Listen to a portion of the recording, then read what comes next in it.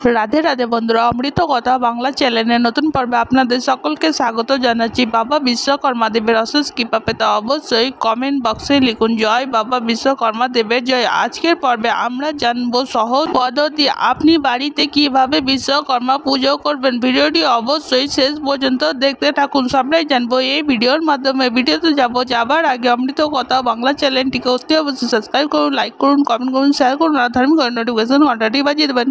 বিশ্বকর্মা হলো হিন্দু ধর্মাবলীদের কাছে নির্মাণের দেবতা। বিশ্বকর্মা একজন বাস্তুকার, তাকে মাস্টার ইঞ্জিনিয়ারও বলা হয়। তার কারণ হলো তিনি শুধুমাত্র একটি নির্মাণ কার্য নয়, সকল নির্মাণ কাজে পটু ছিলেন। বিশ্বকর্মা দেব দেবীদের প্রাসাদও তৈরি করেছিলেন। যুদ্ধে অস্ত্র শস্ত্র তিনি তৈরি করেন। ভগবান শ্রীকৃষ্ণের তার দ্বারকার নাগরিক পাণ্ডবদের ইন্দ্রপ্রস্থ সহ এমনকি রাবণের পুষ্পগ্রাস, সোনার স্বর্ণ লঙ্কা তিনি তৈরি করেছিলেন। হিন্দু ধর্মাবলীদের মানুষেরা সৃজনশীল বিশ্বকর্মা ঠাকুরকে শ্রদ্ধা ও ভক্তি ভরে নির্মাণের দেবতা হিসাবে পুজো করেন। আপনি যদি বাড়িতে বিশ্বকর্মার পুজো করতে চান তবে বিশ্বকর্মা পুজো পালনের কিছু নিয়ম রয়েছে। যেমন ধরুন, বিশ্বকর্মা পুজোর কিছু মন্ত্র রয়েছে। আমি ভিডিও শুরুতে বলে দিলাম পুষ্পাঞ্জলি মন্ত্র, তার ভিডিওতে আপনারা পেয়ে যাবেন।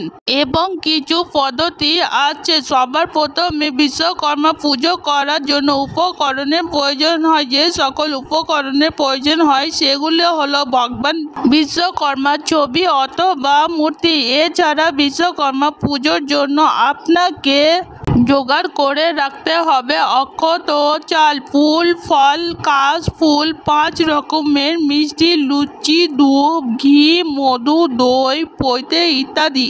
এছাড়া ঘট, শীষ ডাব, নতুন গামছা, ঘণ্টা, কাসর, পঞ্চপ্রদীপ, কুশাকুশি, হোম যজ্ঞ যদি করেন তবে তার জন্য বালি, বেল, কাঠ ইত্যাদি প্রয়োজন হবে। বিশ্বকর্মা পুজো করার জন্য বিশ্বকর্মা পুজোর উপকরণগুলি জোগাড় করার পর আমাদের বিশ্বকর্মা পুজোর নিয়ম অনুযায়ী বিশ্বকর্মা পুজোর নিয়ম পদ্ধতি ও মন্ত্র উচ্চারণ জানতে হবে। সবার প্রথমে স্নান সেরে শুদ্ধ বস্ত্র পরে ঠাকুর ঘরে ঢুকতে হবে। তারপর বিশ্বকর্মা দেবের পুজোর উপকরণগুলি একে একে সাজিয়ে নিতে হবে। যেমন ধরুন, গঙ্গা জল দিয়ে ঘট ভরার পর ঘটের ওপর আম পাতা সহ শীষ ডাব রাখতে হবে। ঘট পাত্র যদি মাটির হয় তবে ঘট পাত্রটিকে মাটি দড়ি করে তার ওপর ঘট রাখতে হবে।